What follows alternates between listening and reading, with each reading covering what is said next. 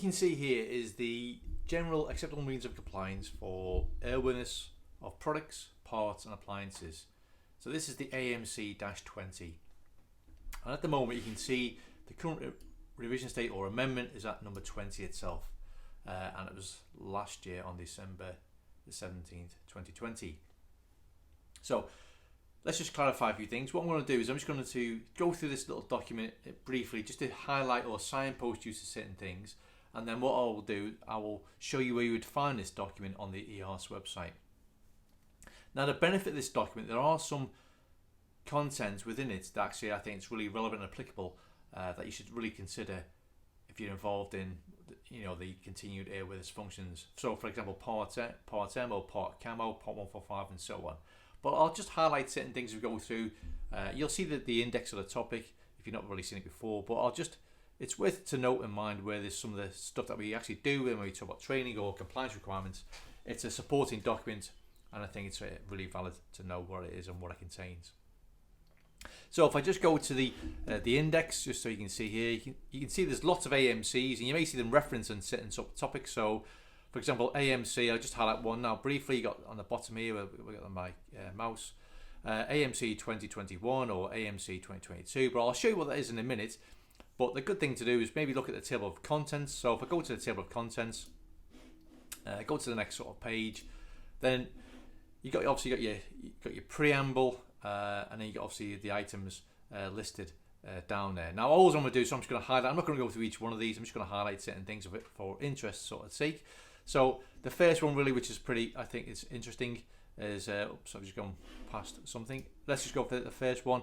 They're all hyperlinks, you can see. So the first one was obviously we talked about ETOPS and a certification and operation of extended range operations.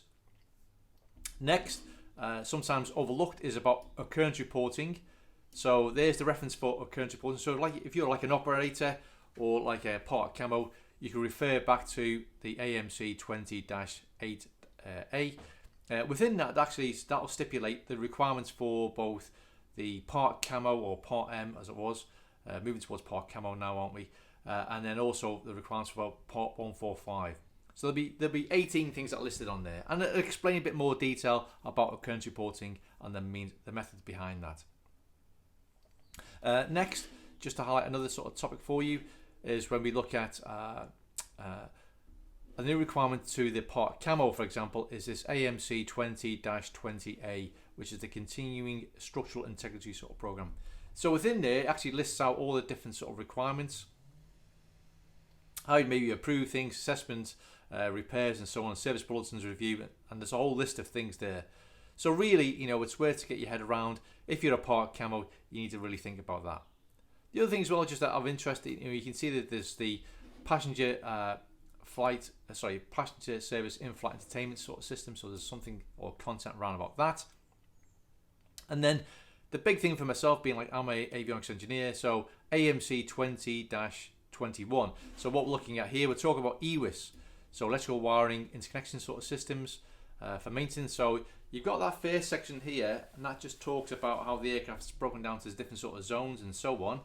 And then if I go to the next page, you'll see there's like on like AMC-2022. So again, sticking with the EWIS, the training program now. So that's what the training should be based around that we do within our maintenance environment. So basically, for the Part 145 maintenance organisations, those people get involved in it for large aircraft above 5,700 kilograms, and also for the Part Camo guys now, because that's a requirement to be trained to EWIS requirements.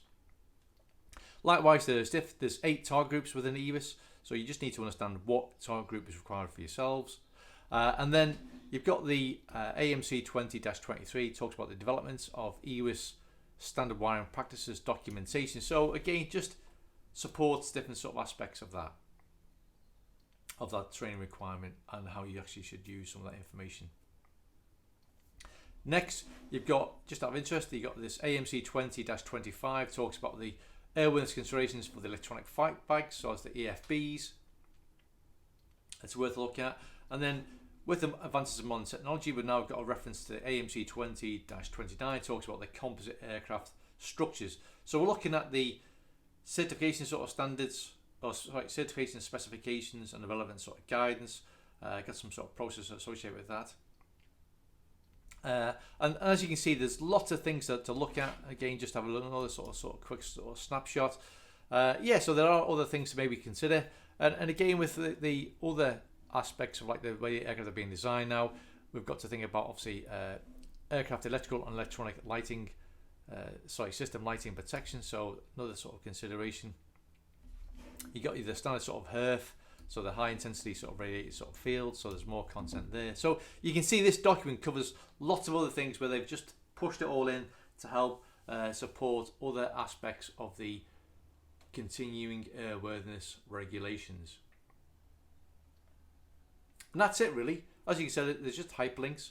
So what I'll do now, I'll just show you where you'd find that on the EASA website, so you can download your relevant copy if you need to do that.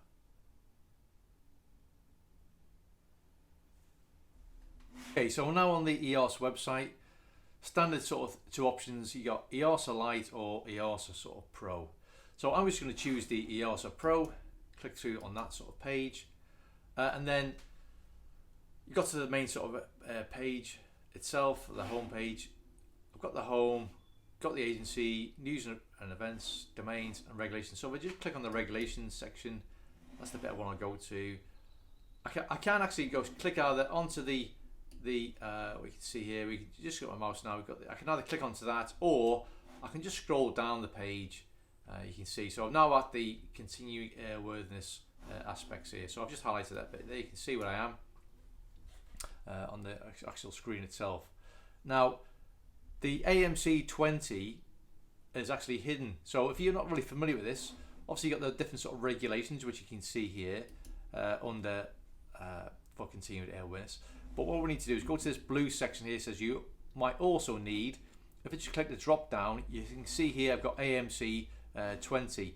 There is no, well, within that you can see there's different sort of amendment states. So I want to look at the most current revision. So you can see here that was the 17th of December 2020.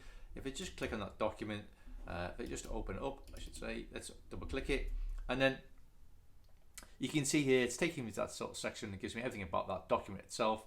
And then what I can do, just click on here to open up, and that's just going to give me to hyperlink. You can then, what I can do is then I've got the options either to scroll through, look at the document in its entirety, but again, it's you may want your own sort of PDF version, so you can do that if you want, just to scroll through, or you can just download the item or the file itself to your desktop and view it accordingly. And that's it. That's the end of this sort of session. If you have any sort of questions, then please just drop me a line at brett@blue-altitude.com, or again, we're posting this on YouTube, so if you've got any sort of questions, just leave a comment, and if you like it, then give us a like, that'd be good. Otherwise, you could also subscribe to our channel to keep yourself informed on what we're doing. That's it for today. Thanks for that little taking part or looking at this little session, and look forward to feedback. Take care. Thanks. Bye bye.